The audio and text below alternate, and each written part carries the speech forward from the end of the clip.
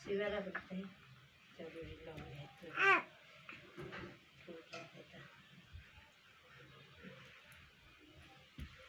पानी घरे लगा हाँ तो फंसा तो पानी बल्टी खर्च रख